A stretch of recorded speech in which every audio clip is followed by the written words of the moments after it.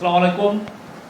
আগামীকাল আমাদের chief adviser এবং একটা বড় দল আমাদের ইন্টারিম গভর্নমেন্টের তারা বিমস্টেক সামিটে যাচ্ছেন ব্যাংককে। বিমস্টেক সামিটে খুবই ইম্পর্টেন্ট একটা রিজিওনাল একটা সামিট হবে। তো সেই বিষয়ে আমাদের চিফ অ্যাডভাইজারের high representative doctor Khalilur Rahman উনি আপনাদেরকে ব্রিফ করবেন। Thank you. আসসালামু আলাইকুম। এই ব্রিফিং সেশনে আপনাদের সবাইকে আন্তরিক শুভেচ্ছা জানাচ্ছি। এইমাত্র শফিক বললেন আগামীকালকে এবং পরশু মাননীয় প্রধান উপদেষ্টা প্রফেসর ডক্টর মোহাম্মদ ইউনুস ষষ্ঠ বিমস্টেক সম্মেলনে যোগদানের জন্য ব্যাংককে যাচ্ছেন।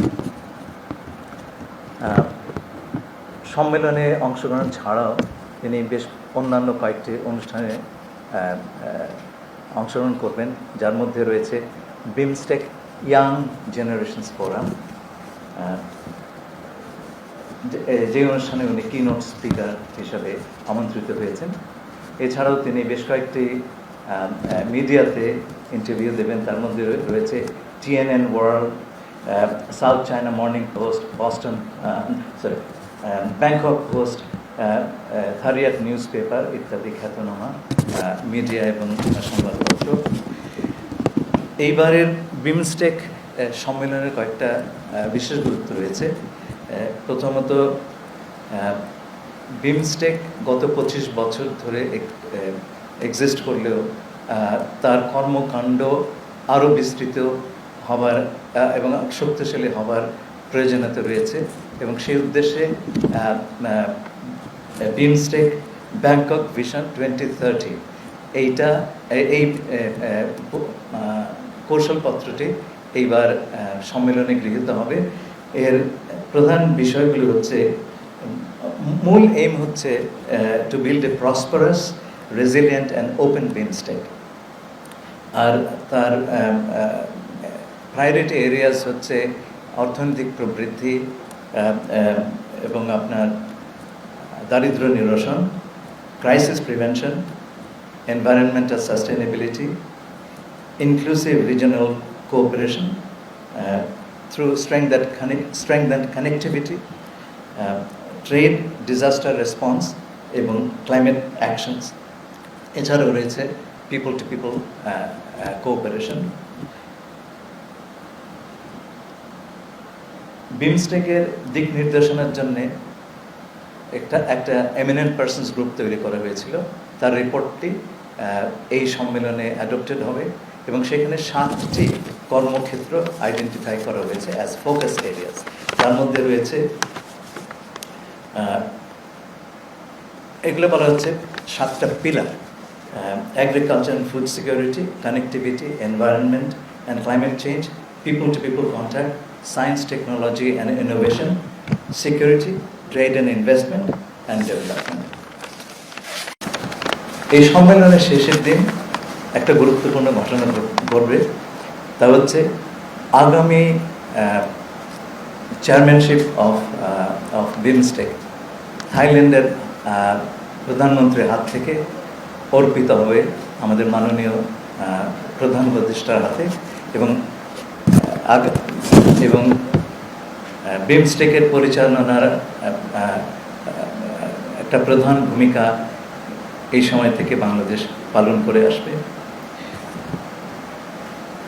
এই সম্মেলনকালে মাননীয় প্রধান উপদেষ্টা বিমস্টেকের বিভিন্ন রাষ্ট্রের সরকারের প্রধানদের সঙ্গে আলোচনায় দ্বিপাক্ষিক বৈঠক করবেন। এছাড়াও উনি 2টি অ্যাগ্রিমেন্ট এবং MOU সাইনিংয়ের সময় উপস্থিত থাকবেন। পরশুদিন অর্থাৎ 4 এপ্রিল উনি ঢাকার উদ্দেশ্যে রওনা করবেন। আপনাদের কোনো প্রশ্ন থাকলে আমি আনন্দ চিত্তে তার উত্তর দেব।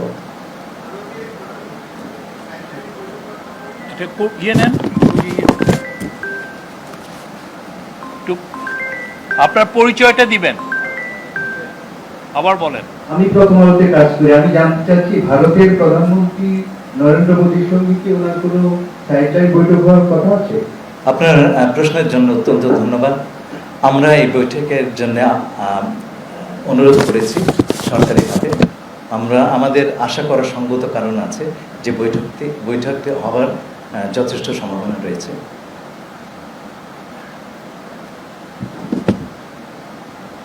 আমি পরিমল পাওয়া যে বিষয়ে কাজ করি। আমার একটা জানার বিষয় যে রিজিওনাল রুটিং আমাদের মধ্যে এই অঞ্চলে আমরা জানি যে সার্ক এখন একটা স্প্লিটিং মোডে আছে, সেটা কারণও আমরা জানি। এবং বিমস্টেকের ক্ষেত্রে যেটা দেখা যাচ্ছে যে যেটা আপনিও উল্লেখ করেছেন যে 25 বছর হয়ে গেলেও আসলে তেমন কোনো গুরুত্বপূর্ণ ভূমিকা পালন করতে পারেনি। ইভেন দ্য ফ্যাক্ট যে মিয়ানমার ইজ ইন ক্রাইসিস এবং ইন্ডিয়ার সাথে এখনকার আমাদের যে স্ট্রেইন রিলেশনশিপ, যদিও চেয়ারম্যানশিপ পাচ্ছি, কিন্তু অ্যাপার্ট ফ্রম দিস আমরা আসলে কি এক্সপেক্ট করতে পারি? মানে দুইটা ফ্যাক্টর, একটা মিয়ানমার আর একটা আওয়ার রিলেশনশিপ উইথ ইন্ডিয়া। দেখুন, আঞ্চলিক জোটগুলি যে কাজটি করে সেটা হচ্ছে সকল দেশের শক্তিগুলোকে এক জায়গাতে করে বিভিন্ন সমস্যার সমাধানে প্রচেষ্টা চালায়। আমাদের এই অঞ্চলে কানেক্টিভিটি একটা অত্যন্ত প্রধান বিষয়। আঞ্চলিক যোগাযোগ, আঞ্চলিক সহযোগিতা ছাড়া সেটা করা সম্ভব নয়। দ্বিতীয়ত হচ্ছে, আমরা এই মুহূর্তে আন্তর্জাতিক অর্থনীতিতে যে অস্থিরতা দেখা দিয়েছে সেটাও এই অঞ্চলের কোনো দেশ, বিশেষ করে ছোট ছোট দেশগুলো এককভাবে তার মোকাবেলা করা অত্যন্ত কঠিন। আপনি যখন জোটবদ্ধভাবে এই সমস্যাগুলোর সমাধানের চেষ্টা করবেন, সমস্যা সমাধানের সম্ভাবনাটাও সেই পরিমাণ বাড়বে। আপনাকে আশাবাদী থাকতেই হবে। এটা সত্যি 25 বছর বিমস্টেকে আমরা উল্লেখযোগ্য ফুটপ্রিন্ট দেখতে পাইনি, কিন্তু সেই সঙ্গে এইবার প্রথমবারের মতন কিছু ফোকাস এরিয়া, এবং সেগুলো খুব প্র্যাকটিক্যাল, সেই ফোকাস এরিয়াগুলো নির্দিষ্ট হয়েছে। আমাদের প্রচেষ্টা থাকবে আগামী দিনগুলোতে এগুলোকে এগিয়ে নিয়ে যাওয়ার বাস্তবসম্মত একটা কার্যক্রম তৈরি করা। মিয়ানমারের কথা বললেন, মিয়ানমারের সমস্যা কিন্তু আজকের নয়, অনেক দিনের সমস্যা। তা সত্ত্বেও আপনার বাকি দেশগুলো, এবং সম্ভবত যখন হোপফুলি ভবিষ্যতের কোনো একটা সময় যখন কিছুটা শান্তি এবং স্বস্তি মিয়ানমারে ফিরে আসবে, আপনি রিজিওনাল কোঅপারেশনের মাধ্যমে যা করতে পারবেন, একক শক্তিতে কোনো দেশের পক্ষে সেটা করা খুবই দুরূহ। সে কারণে আমরা অন্তত আশাটা বজায় রাখবো যে বিমস্টেক তার রোলটা প্লে করবে। আমি একই সাথে একটা প্রশ্ন করতে চাই, সেটা হলো যে অনেক সম্প্রতি চীন ভিজিট থেকে ফেরত আসার পরে একটা বক্তব্য নিয়ে ভারতের বিশেষ করে সেভেন সিস্টার্সের নেতারা অনেক কথা বলছেন।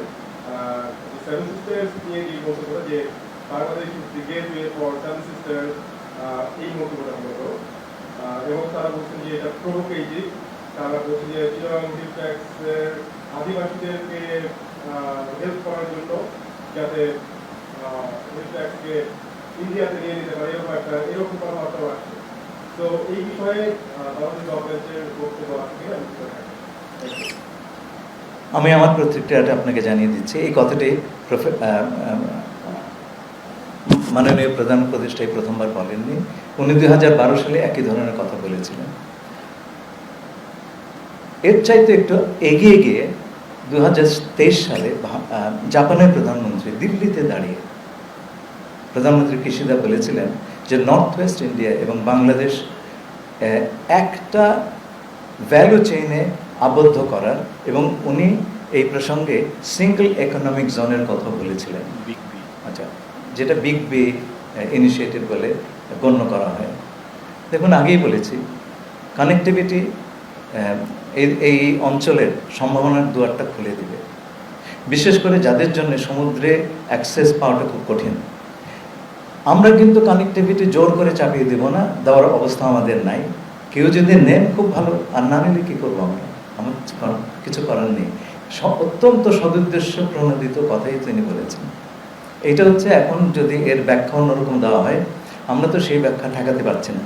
আমরা শুধু এটুকু বলতে পারবো যে আমরা কানেক্টিভিটি সকলের ইকুইটেবল বেনিফিটের জন্য আমরা দিতে আগ্রহী আছি। কেউ নেবেন তো ভালো, না নিলে নেবেন না। আমি বোরহানুল আমিন সিনিয়র রিপোর্টার চ্যানেল 24 এর। আপনি কিছুক্ষণ আগে বলেন যে প্রধান উপদেষ্টার সাথে নরেন্দ্র মোদীর বৈঠক করার সম্ভাবনা রয়েছে। পররাষ্ট্র সচিব ব্যাংককে বলেছেন যে মিটিংটি হবে। তো যদি মিটিংটি হয় তাহলে সেখানে এজেন্ডা কি অথবা কোন জিনিসটা ফোকাস সামনে আনা হবে বাংলাদেশের পক্ষে? আমার জানা মতো আমাদের ফরেন সেক্রেটারি বলেছেন মিটিংয়ের সম্ভাবনা আছে, মিটিংটা হবে তিনি, অন্তত আমার জানা মতে সেরকম কিছু বলেন নাই। I have seen the press on this. সে কারণে আমি বলছি যে আমাদের আশাবাদী হওয়ার কারণ আছে যে মিটিংটা হতে পারে। যতক্ষণ না পর্যন্ত হচ্ছে এই বিষয়ে আমরা আগবাড়িয়ে কিছু মন্তব্য করব না। ধন্যবাদ। আমি সমকালীন কাজ করি। আপনি যেটা বলছিলেন যে মিটিংটি হওয়ার সম্ভাবনা আছে, কিন্তু মানে সেই প্রেক্ষাপট যে তৈরি হয়েছে সেইটা সম্পর্কে একটু ডিটেলস বলবেন যে কীভাবে সেটা কিন্তু বা দেখা গেল যে কেন সম্ভাবনা বেশি, কেন আমি সেটা একটু বলছি। দেখুন, আমাদের মাননীয় প্রধান উপদেষ্টা একটু আগে বললাম বিমস্টেকের পরবর্তী প্রধান চেয়ারম্যান। আমরা আশা করছি যে অন্যান্য সকল সদস্য রাষ্ট্রের শীর্ষ প্রতিনিধি এই সুযোগে তার সঙ্গে বিমস্টেকের আগামী দিনের কাজকর্ম নিয়ে আলোচনা করবেন। এটা হয় কিন্তু স্বাভাবিক। সেই কারণে আমরা ভাবছি যে এই সাক্ষাৎটা হওয়ার সম্ভাবনা অনেকটুকুই আছে। এনি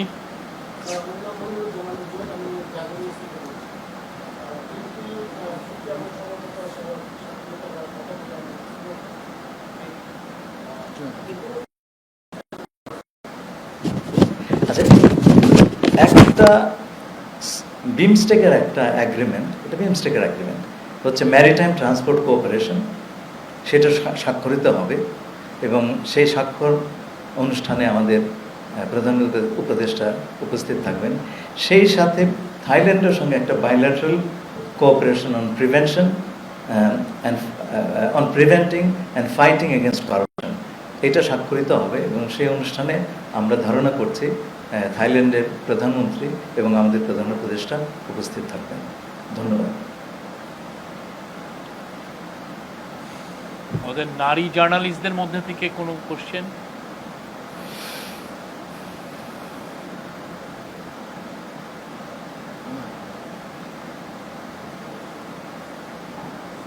আমি আরেকটা সুযোগ নেই। রোহিঙ্গা ক্রাইসিস আগে একটু প্লিজ, আগে একটু নারী সাংবাদিক প্রশ্ন করলাম। হ্যাঁ, এই যে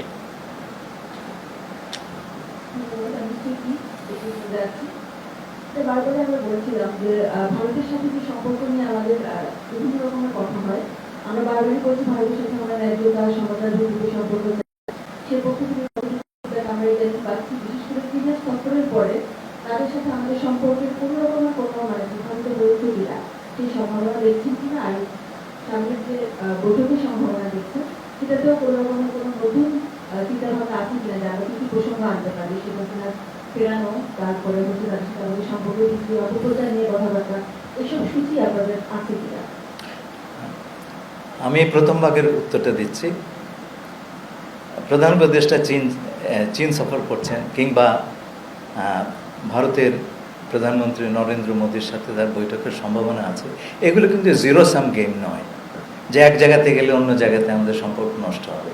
আমরা সব জায়গাতে গিয়ে আমাদের সুবিধা অনুযায়ী এবং পারস্পরিক সুবিধা অনুযায়ী যতটুকু এগোতে পারি আমরা সেইটার চেষ্টা করব। সেই কারণে আমরা সকল দেশের সঙ্গে সুসম্পর্ক বজায় রাখতে চাই, কাউকে বাদ দিয়ে আমরা এগোতে চাই না। ধন্যবাদ। স্যার, যে প্রশ্ন করতে চেয়েছিলাম আর কি, যে আপনি রোহিঙ্গা বিষয় এবং থাইল্যান্ড, মিয়ানমার, বাংলাদেশ আমরা সরাসরি বিমস্টেকের মাধ্যমে রোহিঙ্গা সমস্যার সমাধানে বাংলাদেশের আহ্বান কি থাকবে এবং এখানে আসলে বিশেষ কোনো ধরনের আলোচনা রোহিঙ্গা ক্রাইসিস নিয়ে হবে কিনা? পরিবহন রোহিঙ্গা বিষয় বা এই ধরনের রাজনৈতিক বিষয় আসলে বিমস্টেকের চার্টারে নেই, সুতরাং এগুলো আলাপ করবার পরিসরটা আমরা পাবো না। তাই বলে যে আমরা এই প্রসঙ্গে একেবারেই চুপচাপ থাকবো তা নয়, আমরা চেষ্টা করব যারা বিভিন্ন পক্ষ আছেন তাদের সঙ্গে আলাপ করতে। আমি ইতিমধ্যে সকল পক্ষের সঙ্গে আমার যোগাযোগ রেখেছি। আমি অনেক কিছু এত স্পর্শকাতর, এগুলো হচ্ছে অনেকটা এগশেলের উপর হেঁটে যাওয়ার মতন। সেই কারণে সবসময় আপনাদেরকে সবটা বলতে পারি না, সেজন্য আমি ক্ষমাপ্রার্থী। তবে আমাদের যেখানে আমরা সুযোগ পাবো এই বিষয়টি উত্থাপন এবং এগিয়ে নিয়ে যাওয়া, এটা উত্থাপন এখন বড় বিষয় নয়। আপনারা দেখবেন যখন UNHCR এর হেড এলেন, উনি বললেন যে প্রত্যাবাসনের এর একমাত্র সমাধান। সেই পথ ধরে জাতিসংঘের সেক্রেটারি জেনারেল তিনি একই কথা বললেন। এবং আপনি দেখবেন চীনের সঙ্গে যে যৌথ ঘোষণা এসছে সেখানে এক কথাই আছে, প্রত্যাবাসন। এখন প্রত্যাবাসনটাই এজেন্ডা, সেইটা কীভাবে আমরা এগিয়ে নিয়ে যেতে পারি সেই কথাটাই সবার সঙ্গে হবে।